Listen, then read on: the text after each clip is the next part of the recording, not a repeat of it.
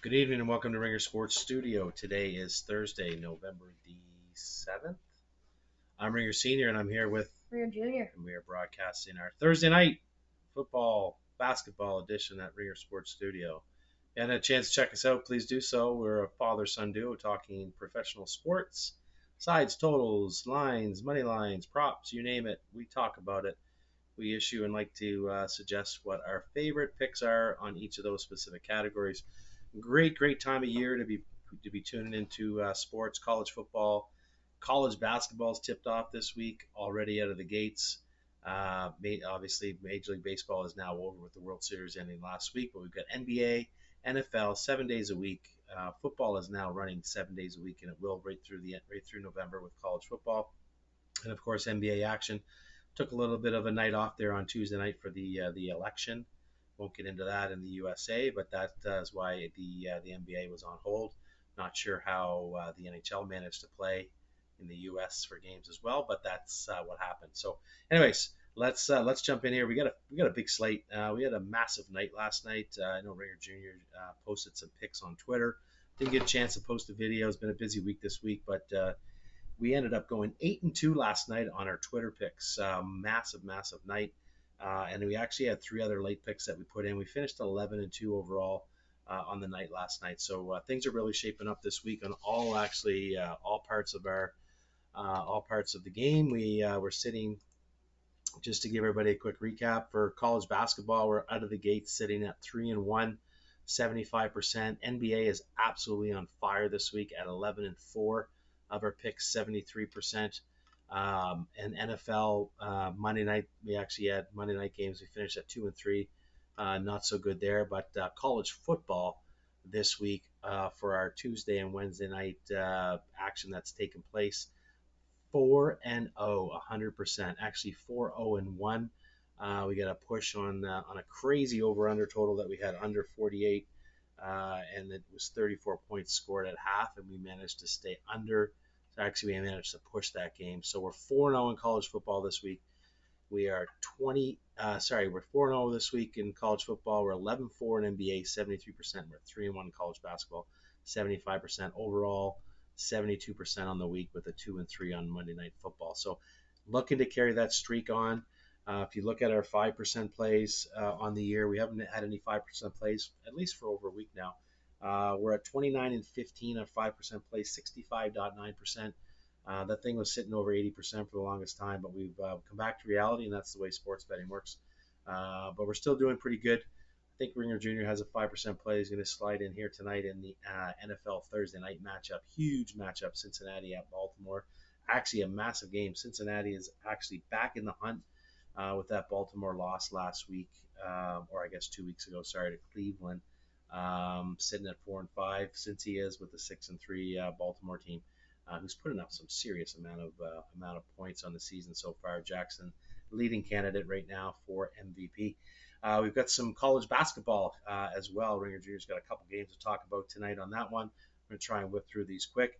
College football, of course, a couple games tonight on that front, and we also have NBA. So we've got four sports we're talking tonight, and it's a pretty large card. I've got a number of other plays that I may share just as plays that we've taken without too much data, but we'll jump into our best bets here tonight. Ringer Junior, I'm going to flip it over to you.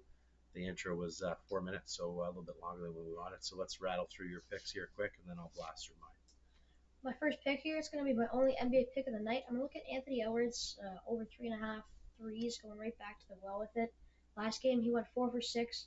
The only thing that does concern me here is Minnesota is 10-point favorites. The blowout, he'll probably only play 25, 30 minutes, but he's been shooting the rock a lot. Uh, he's shooting an average of 11 threes this year, and he's hitting 45% of them. If he shoots 12 threes, I see him easily making 5. So I'm gonna take that as a 3% play. And heading over to the Thursday night football game, my 5% play, I'm gonna look at Baltimore over 13.5 team total in the first half. Uh, Absolutely rocking with these team totals. Baltimore scores 15 points in the first quarter this year. Last game against Cincy, They did score 14. I mean, this Baltimore offense has just been unstoppable. The Cincy defense only gives up 10 this year in the first half, but even with that said, I still think Baltimore easily scores 2 touchdowns here. So I'm gonna actually take that one as a 5% play. I really like that. And with my other pick in the Thursday night football game, I'm look at Jamar Chase uh, over 83.5 receiving yards. Against Baltimore in his career, he averages 100 yards. Last game, he had a massive game. Uh, 10 receptions, 193 yards in their game that went into overtime this year. And I see him having probably 100 yards this game as well. Probably on 8 catches, 100 yards, probably go for a 30 plus yarder, and Burrow's gonna have to sling the rock to him. I was gonna look at his receptions over 6.5. It moved to 7.5, so I'm just gonna lay off that. But I'm really liking those receiving yards, so I'm gonna take that as a 3% play as well. Heading over to my college basketball games, I got three of them on the docket. With my first one, I'm gonna look at Florida and Jacksonville. Florida at home, 23.5 point favorites here. Jacksonville coming off a win to a random D3 school, D2 school. They only won that game by 13 points.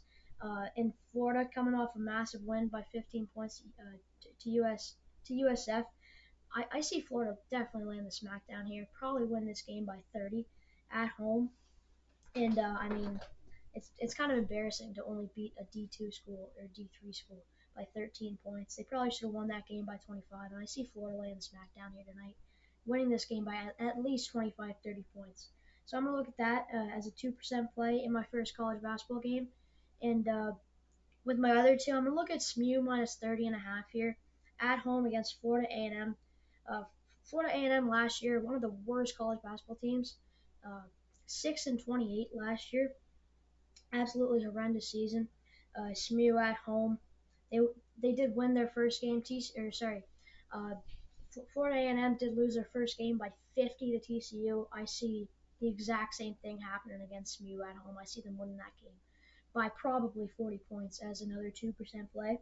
And heading over to my last game, I'm gonna look at USC against Idaho State minus 23.5. Another massive home favorite. Last game for Idaho State, they did lose to Arizona State by 7, but sorry, USC won their game by 26 to Chattanooga.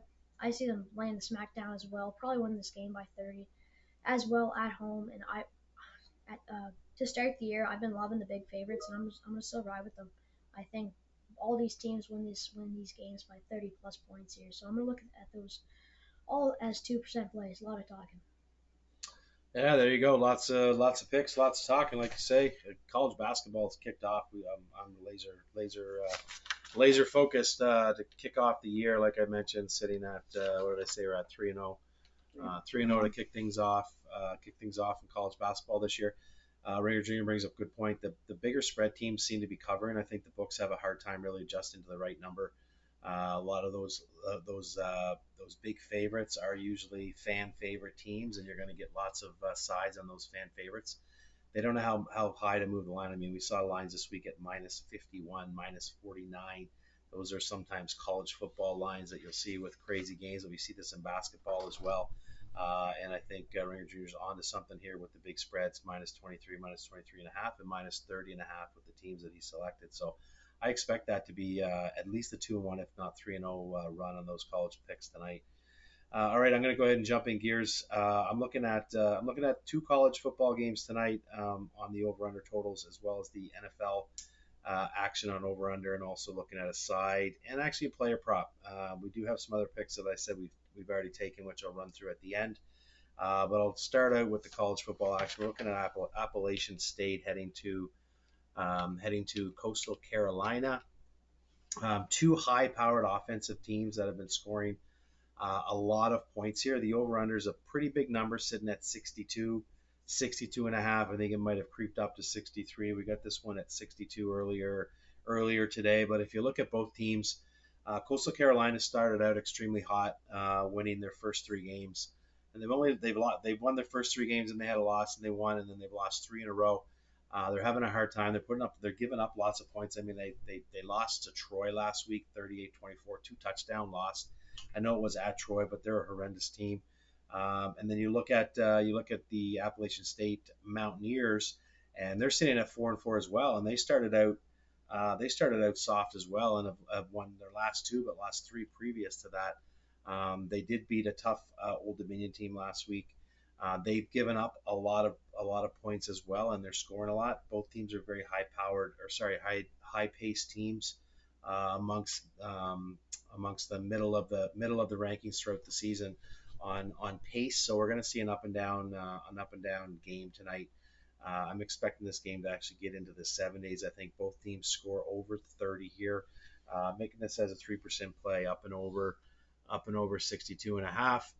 And then shifting gears to the other college game tonight, we got Florida Atlantic against East Carolina. East Carolina's -7.5 at home. Again, the over/under total sitting at 57.5. I think I've seen this line move in a couple spots as well up, but we got this one at 57.5. Again, if you look at the scores that they're putting up, FAU 44-21, 38-24, 41-37. All three of those games in and around, if not up and over that total.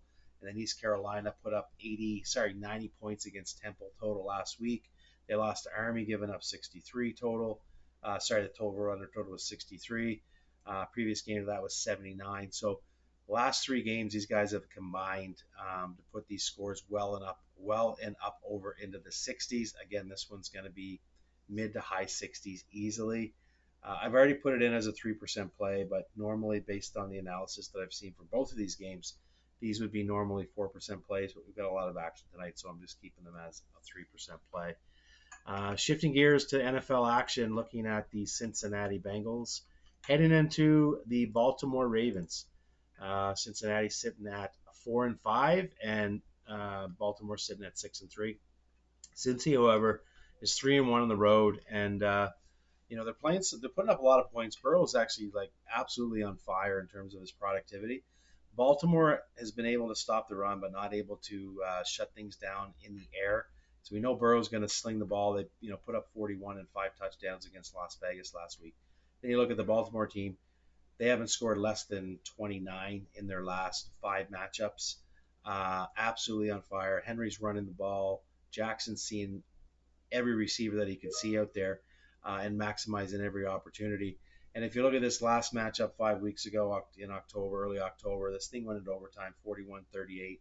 Since he had an opportunity to win, since he plays well against Baltimore, always has, and since he always shows up in these situations, they're actually back in the hunt here now with winning 3 of their last 5, going 4-5 on the season, like I mentioned. And I think the only way it's going to get done is through the air, and I think Burrow's going to be able to move the ball against Baltimore. If he doesn't, the clock will be stopped, so there'll be lots of time management for Baltimore and Cincy in this game. This is a big number, 52. It's actually up to 53 now, but this one's getting into the 60s as well. I can't see neither team not scoring 30 points, but even if 28-27, 30-27, that's easily up and over 52. I think this one's going to easily get up and over. I think it might even get into the 30s by halftime. So give me up and over 52 in the Baltimore Cincy game. I'm looking at the side here. This one's already moved down to 6.5. I see some places at 6. I get in on Monday before Monday when the opening line was Cincinnati +7. I took it immediately, and the reason why is Baltimore against Cincinnati is usually not the front winning team. Cincinnati's always come to play against Baltimore, as you said, 41-38 in that matchup. They lost 41-38 in overtime. That was, and since he always comes to play against Baltimore, I think this game is overinflated slightly. Normal years, this is probably a field goal type of game, but because Baltimore and Jackson and company has been rolling, I think the line's been adjusted based on their sheer talent and what they've been doing. And they're coming off a loss to Cleveland 2 weeks ago. I know they were in Cleveland, but they did lose to Cleveland. It was only a 10-point win to Tampa, a 7-point win to Washington. Since he was a overtime win. Of course, they blew Denver out. Not a big deal. Not a great team there with a rookie quarterback.